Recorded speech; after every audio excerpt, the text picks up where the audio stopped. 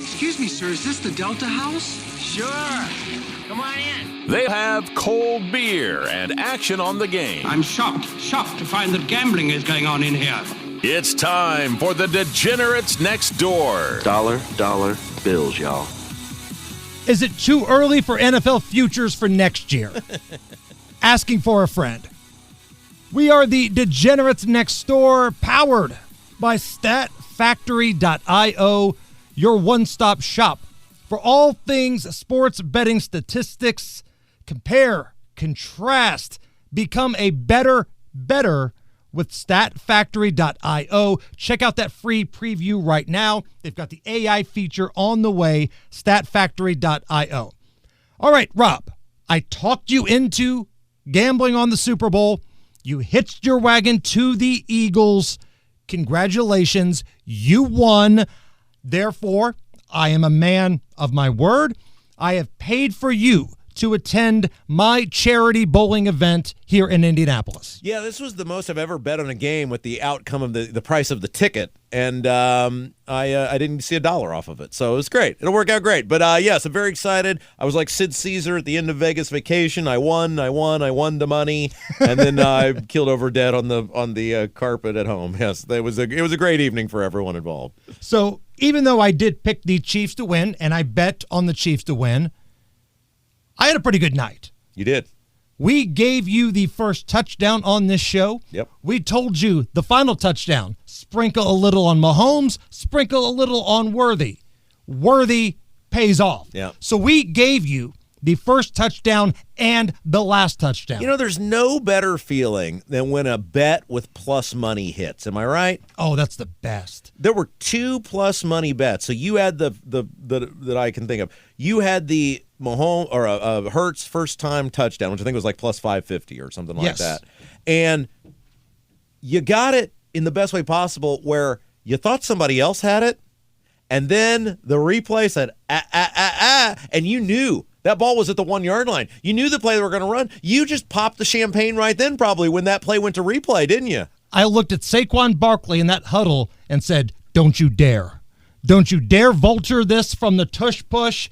And that's what we banked on. We got that. So that was plus money. And then there was one later that our friend Ari got us in on, and he said, think about this. There was a bet where would there be over or under 2.5 players throw a pass in the game. So basically, would somebody other than Mahomes and Hurts throw a pass in the game? And you think on the levels like, well, who other than them? And then you start thinking trick plays, if the game's out of control, if somebody gets hurt. There's all these different ways, and yet that was also plus money. I got in on that one, and what a way to win that one. They put the Eagles with the backup in. There's no trick plays. You're thinking, oh, Kenny Pickett. Kenny Pickett's in, and he's running a series of plays.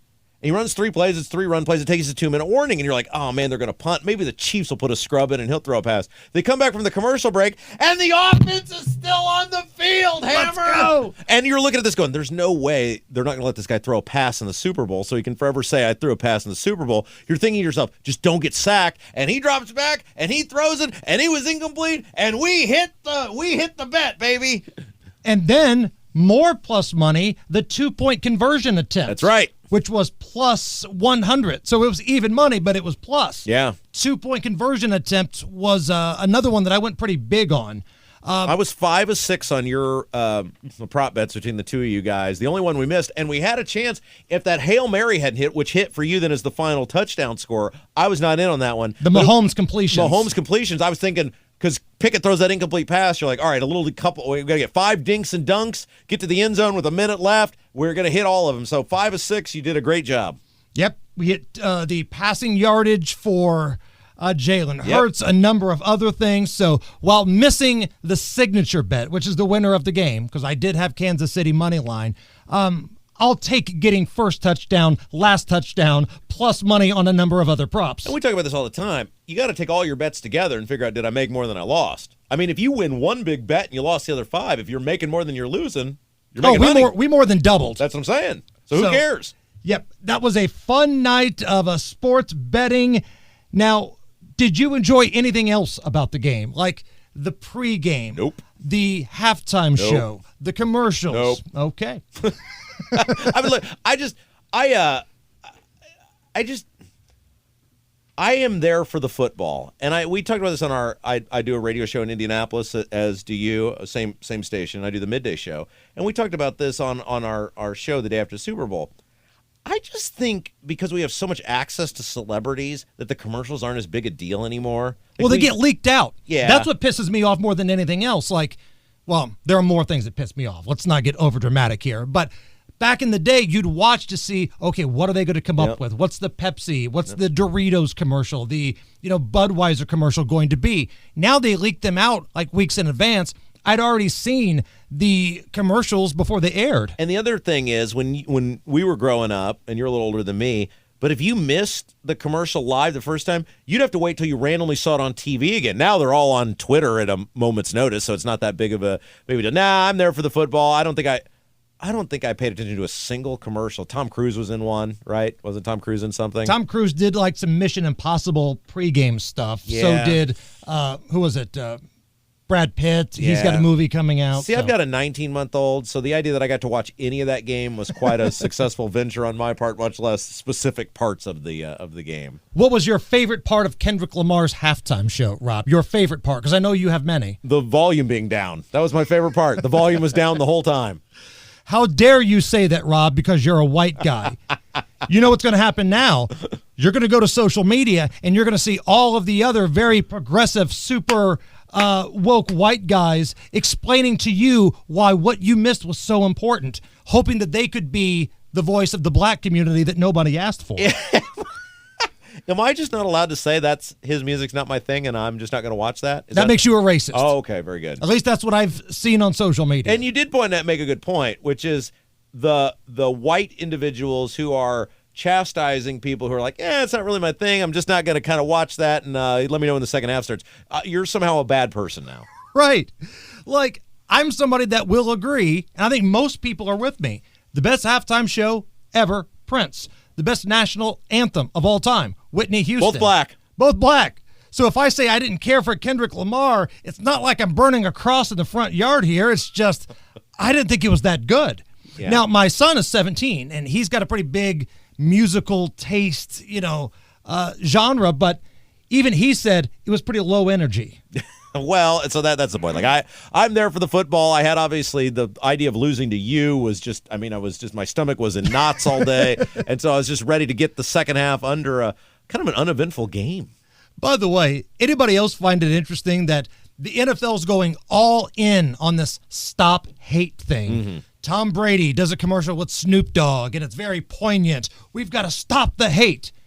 Ladies and gentlemen, please welcome to the stage Kendrick Lamar, who's going to just shit all over Drake for 20 minutes.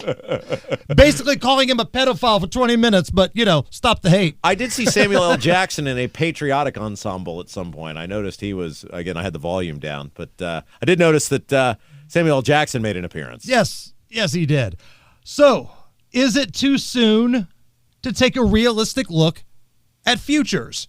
The draft hasn't happened. There's been no free agency. We're a long way away, but we're degenerates. Yeah. Like, that's the name of this program here. So odds are already out. I'm going to run some of these by you. Okay. Tell me if anything moves the needle for you. Very good. The favorites right now, and I'm getting the numbers from Bet Rivers. Yep. The Eagles and the Chiefs running it back, each one of them at plus 650. Don't you feel better about the Eagles if you had to pick between those two than the Chiefs? Like, the Eagles have everyone back. Like, they're in a window right now. And even though the Chiefs only lost, 2 games, whatever it was, there were a lot of games where they escaped from. Yeah. Like, is that going to happen again? Another year of Kelsey being older? Yeah. And by the way, let's look, if you know someone who is an NFL ref or works in the league office, this may be a very difficult time for them right now.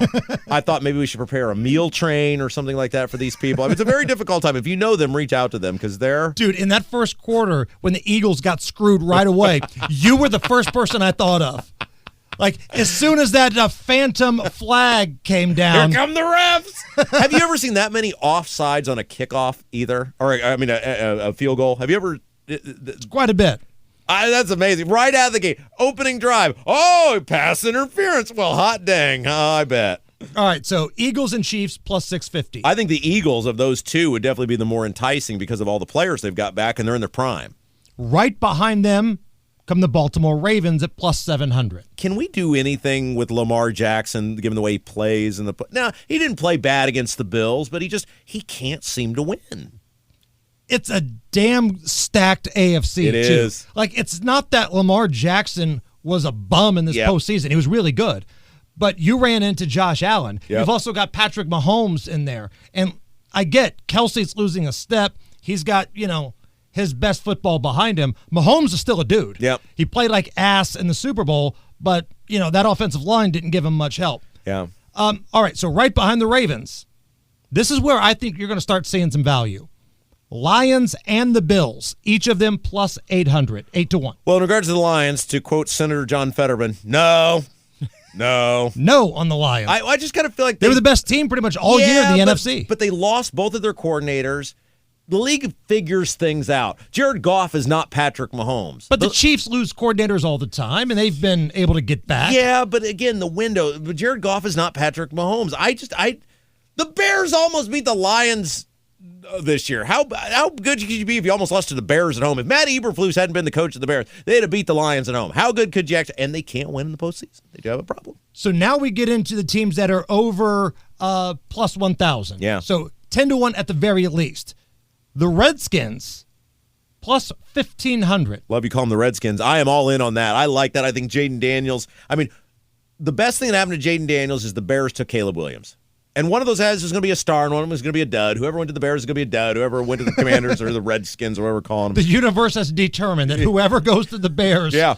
I like this. 15-1's good money. That division is not great. Other than the Eagles, obviously. But getting in the playoffs, I think you got a decent chance to get in. And once you're in, man, even on the road, the guys proving you can win on the road. That's some decent value, especially if they add anything in free agency. If you're going to beat the Eagles, you're going to have to score.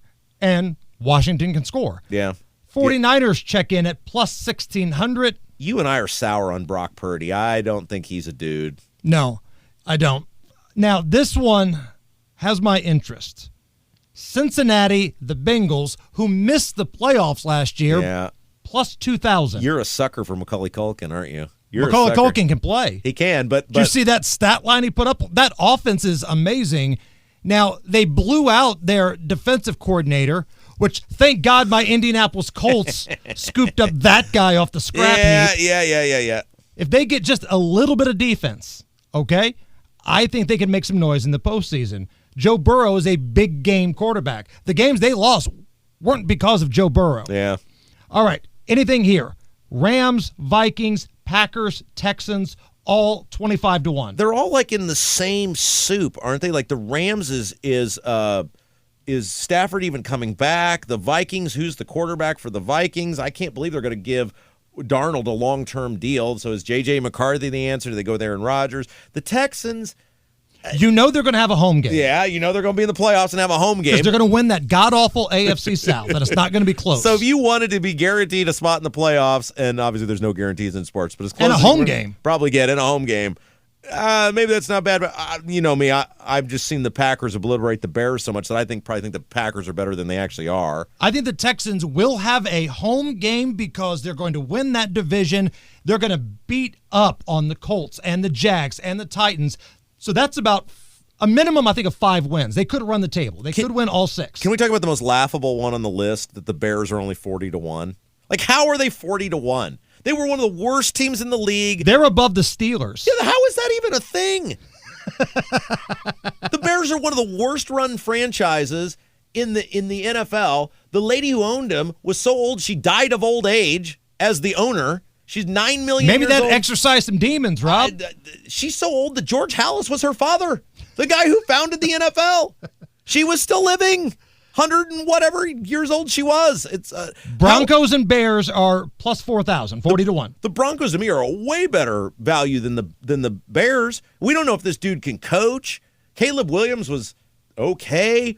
DJ Moore underperformed. This is the Chicago bias. People want to throw money on teams they know, and the Bears are in a tough division. Everybody's good in that division. How are the Bears going to win the Super Bowl? Just above them, the Buccaneers and the Chargers. plus 3,000, 30 to 1. Now, that would involve you having to bet on Baker Mayfield. Which I'm not going to do.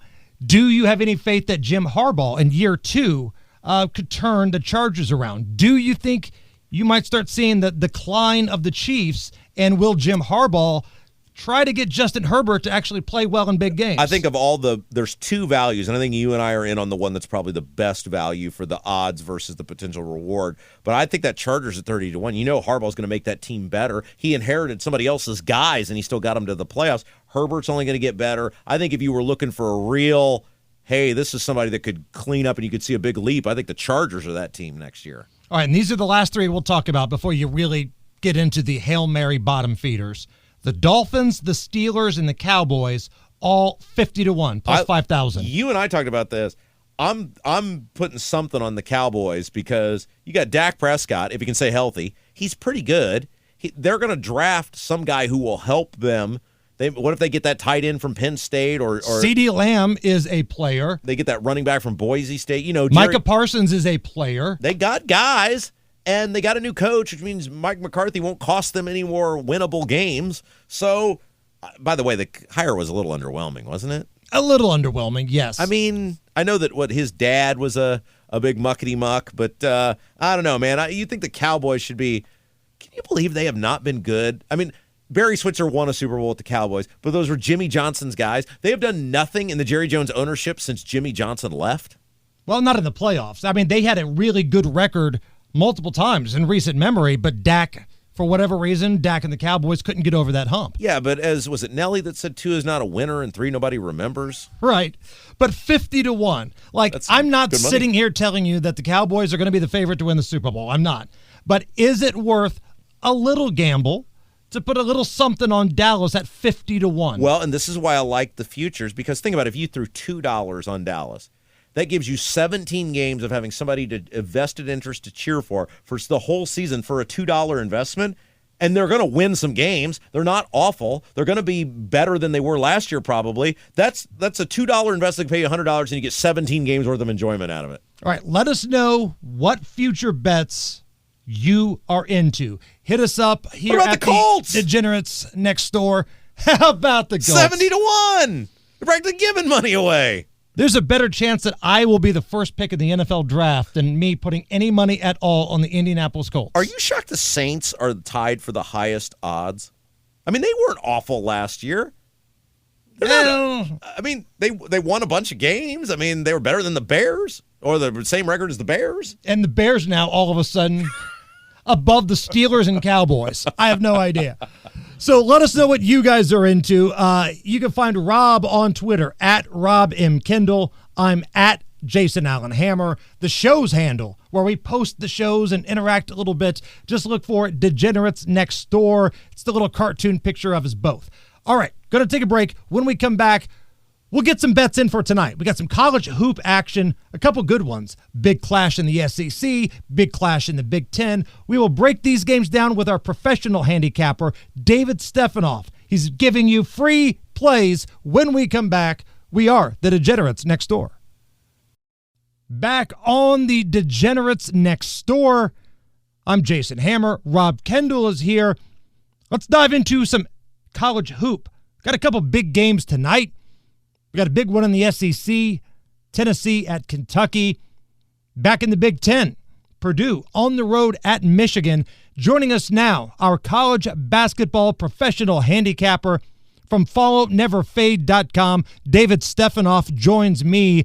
David, which ball game are you looking at tonight? I'm looking at Purdue, Michigan, Hammer. First off, thank you for having me, Rob and Hammer, for having me on again this week and completed a great football season. Purdue, Michigan, big game. Michigan's hot right now. Right now, the line I think is sitting like at 1 and 151, 150.5. I'm on Michigan here tonight. I love this play. It's 7:00 tonight. I love Michigan minus the 1.5. I'm probably going to let the money line minus 125. I'm like Michigan's here. They just beat Indiana on the road. Now they'll come back home. Michigan's undefeated at home this year, Hammer. They're undefeated at home, 11-0 at home. both these teams are probably going to push the pace. Got great guards, but I think inside here is for Michigan, the two bigs for Michigan, I think have the advantage over Purdue. I know Purdue's have probably the better shooters. Both these teams push the pace. Both top 10 in pace, top 20 in shooting. Purdue's not very good free throw shooting, but Michigan checks all the boxes. They're hot right now. They're 11-0 at home. That's tough. They won 4 in a row. I love Michigan inside here. I think they're too big for Purdue. I know Purdue's got the great guards, but I'm taking the team that's undefeated at home, 11-0 at home, to sweep the Indiana schools for the past back-to-back games. Give me Michigan minus 1.5 over the Boilermakers. Okay, so you and I are on opposite sides of this here. I know I'm kind of going into the lion's den, and I'm not a professional. You are. But let's not act like Purdue's not hot either. 11 out of the last 12. And when they played Michigan before, I know it was up in West Lafayette, but that was an ass whipping. It wasn't just a win. It was an ass whipping. And honestly, I'm just looking at this from a mathematical perspective here, David. I think both of these teams are probably going to play a very close game tonight. I get plus money with Purdue. I got Purdue money line, and I get plus money. Hammer, I'm not mad at you. I know you're with Purdue. I just think the number one thing in college basketball, when I look at college basketball, is home court advantage. It's going to be a ruckus house up there in Ann Arbor tonight. Both these teams are hot. They're probably two of the top 3 teams in the Big Ten. It's going to come to, can Purdue hit the outside shot, and can Michigan control the board? It's going to be a damn good game. Good Hell luck yeah. to you, Hammer. Love to hear it. All right, if somebody wants to become a client of yours and somebody wants the free plays and the VIP plays, where can they go? Hammer, we're everywhere. Facebook, TikTok, Instagram, YouTube, Twitter, X, whatever we call it these days. Just type in following or faded everywhere. We're all platforms every single day. Middle of college basketball. Focus on March Madness here. Got a little tennis going on. But, hey, $100 for a week at all my plays. All the plays we got college basketball, NBA. We got a little tennis, hockey going on. Getting ready for March Madness and get ready for baseball. But thank you again, everybody. Follow me on all platforms, Facebook, TikTok, Instagram, YouTube, Twitter. Have a great week. Thank you, Hammer. Thank you, Rob. But don't forget to follow Never Fade. Oh, so you and David are on opposite sides tonight. We are. Again, these two teams played not that long ago. And I get it was up in West Lafayette. And every once in a while, everybody gets their doors blown off. But that was an ass whipping that Purdue put on Michigan on January 24th. And if you look at the numbers here, again, I know David's talking about Michigan's unbeaten at home and they're hot. Purdue has won 11 of 12. And that includes an ass-kicking of the team that they're playing tonight. 9 covers in that span.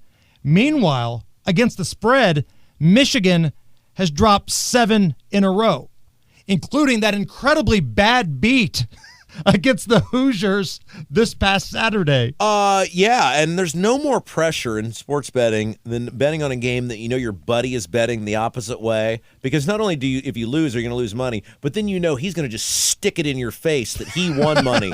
And so there's really the huge pressure for both of you guys tonight. Right, and again, I am not a professional handicapper. He is. So it's almost like that old Pros versus Joe That's show right. that they used to have on Spike. Yep. I think it was Spike, where like these kind of recently retired athletes went against dudes that were talking trash. Yeah. And that's where I'm at right now. You're kind of like the aging Rocky Balboa, and he is Mason the Line Dixon. That's exactly what's going on here. So David's on Michigan. Give me Purdue money line plus 106 tonight. By the way, you didn't bet on that IU Michigan game, did you? No, I was too focused on potentially losing to you in the Super Bowl. Okay. And it was funny because obviously I was paying attention to the game, and you texted me right away. You're like, oh my, I didn't hear the end of the game because it was over, right? Well, the camera guy cut away, and they were showing the coaches shake hands. And then you heard one of the announcers go, oh, that's going to matter to someone.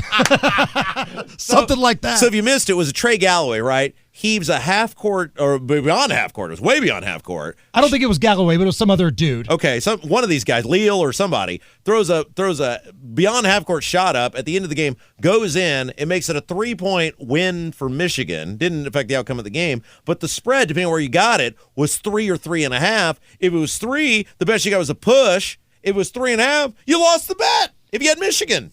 And people were tweeting at us on our Degenerates Next Door Twitter handle. They got in at 3.5. Oh, and a 3/4 three-quarter shot. Like, it wasn't quite full court, but it was about three-fourths, and it went in. What's the worst beat you've ever had? I mean, that's a pretty bad beat. Probably this past year in the NFL, when the dude from the Giants, I believe it was running for a touchdown in the closing minutes and slid down at the one. Had a wide open score, but slid down at the one and didn't get the cover. You had some horrible beats this year. Yeah, I mean, just kickers missing 23-yarders. I had the Minnesota kicker. From the first game of the year.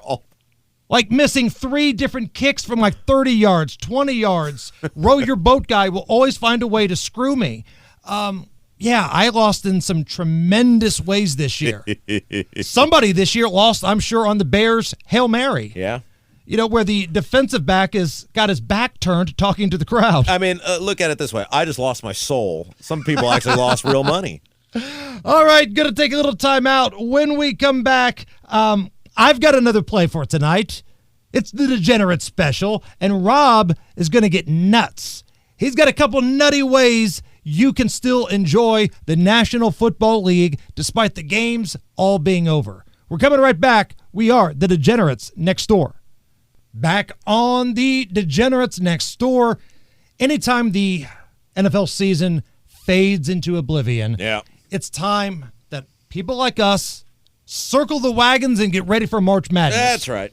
Because March Madness, if you're talking about the majors of the sports betting calendar, Super Bowl's probably number one. March Madness is right there. It's the Masters and it's the U.S. Open. Yeah. What do you think, like if you were to say the Mount Rushmore of sporting events, across all the sports, what would they be? Super Bowl. Yep. March Madness. I agree. Kentucky Derby. Yeah. And number 4 is up for grabs. So this is the debate, right? Because I think I do agree with you. Is it Indy 500? Is it the World Series? Or is it the Masters? Or is it the NFL Draft? Well, so we're going to get to that in a second because, that's my favorite sporting event of the whole year is the NFL Draft. Right. I love the NFL Draft. I think the first night of the NFL Draft is the best because the build-up, right? It's the build-up, the month of reading other people's mock drafts and yelling at your cellular telephone, "You idiot, the Giants aren't taking that guy there. I'm Xing out of this browser." Like, I'm big on the Indy 500, but I know not a lot of people else are, right? Same thing with like the Daytona 500. Racing fans are into it, but I don't think it makes that next jump. It's either the Masters or the NFL Draft. I'll let you think about that for just a second while I focus on a game that doesn't start until late tonight. So that means if you lose your ass, I got you. It's tonight's Degenerate Special. It's time for Hammer's Degenerate Special. We're talking Colorado State at Utah State tonight. Utah State, you laugh, Rob. They're pretty good. 21-3. Just the name. 11-2. Colorado State, not horrible. 15-8, 9-3. Utah State at home tonight. They are a 5.5-point favorite. Over under right now, 146.5. That's down a point from yesterday. So, again, at home, you kind of got to go with Utah State here, right? They play really good defense. You've got Colorado State's offense, which is kind of suspect. They've got turnover issues, especially when they go on the road. They're not great rebounders. Again, sometimes we overthink things. The better team is at home, and the line is less than 6. Meaning, if it's a little close down the stretch, it's going to become the hack-a-shack, and sometimes you can get that cheap cover at the end. I think you're going to see some good defense by Utah State. That's what they do. It's their bread and butter. Colorado State can't score. We're going to lay the 5.5 tonight. Give me Utah State at home, late night tip-off. You now have something to look forward to this evening. So, with that being said, Rob Kendall, my question to you. Are you ready to get nuts? All right, you want to get nuts? Come on, let's get nuts! Now you want to get nuts? Come on, let's get nuts. All right, so I've given you some time to think. The final betting major, is it the Masters or is it the NFL Draft?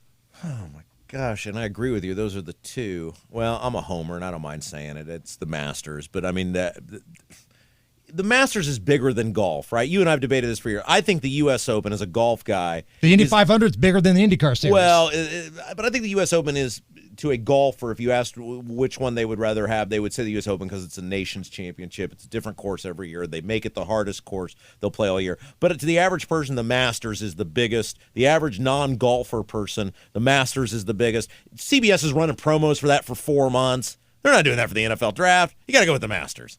Okay, so let's get nuts here. Are you going to give us an early bet on the Masters, or are you going to give us some nutty stuff with the NFL draft? It's the draft, and here's why. Because I think if you pay attention enough, you'll see big fluctuations. Now, not in years where there's some clear-cut guy. Like everybody knew Caleb Williams was probably going to be the number one pick last year. But some of these years, like this year, where there's no clear super quarterback, you can find some value, and guys can wow. They can wow you at the combine or their workout day. Or if the team isn't totally sold on drafting a quarterback number one, it's a good chance to maybe find some value and strike lightning, right? Lightning strike. So what are you getting at? So I got two options for you. We're going to do both of them, but I'll let you decide which one are we first. Are we going to get nuts, or are we going to get super nuts? Oh, I don't have a special produced open to get super nuts, but if we can get super nuts, let's do that. All right, so the first one's super nuts. 40-1. 40-1 to be the number one pick in the NFL draft, Jackson Dart, quarterback of Ole Miss. And here's why. Hear me out on this. The number one pick over Sanders, over Cam. Overall, he's really good. Ole Miss had a video game offense. And what if this guy just starts wowing people at his combine? At the combine. What if he starts wowing people at his pro day? If you think a quarterback's going to go number one and people don't fall in love with Cam Ward, maybe Cam Ward gets injured. Maybe Shedeur Sanders is just alienates everybody in his interview. 40-1. What do you have to lose? Okay. Well, I don't have the Superman theme, but All right, you want to get nuts? Come on, let's get nuts! Lights out. Now you want to get nuts? Come on, let's get nuts. so if that's super nuts, what is little nuts? Now, the little nuts, and there's Which actually... was also your nickname in high school, I believe. Abdul Carter is 2-1 right now, plus 200, to be the number one pick. He's the standout defensive guy from Penn State that everybody's comparing to Micah Parsons. And if you don't think the Titans are going to take a quarterback because they don't love Ward or Sanders or maybe some stretch, or if you think they may potentially trade out of the pick, there's some value there. And this guy is going to blow everybody away, I think, in his workouts. And you could see some team going, he's too good. Somebody that's already got a quarterback. Right. You know, you could see maybe, something gets crazy like the Patriots, or maybe the Titans just decide we got to give Levis one more year, or we don't love these guys. We can't build a franchise around these guys. 2-1's not a bad value for a guy who is the best player in the draft. All right, you want to get nuts? Come on, let's get nuts! Lights out. Now you want to get nuts? Come on, let's get nuts. All right. That is it for us tonight. We got a little action in the Big Ten. We got a little late night action for you degenerates. When we come back on Thursday, we're going to talk a little Daytona 500, Yeah! Rob. The great American race, Daytona 500. We'll talk about that. We'll dive into some Luka on the Lakers, some more college basketball. Thank you so much for joining us. Thank you to StatFactory.io, for David Stefanoff of FollowNeverFade.com, for Rob Kendall. I'm Jason Hammer. We'll talk to you on Thursday, and as always, may the odds be ever in your favor.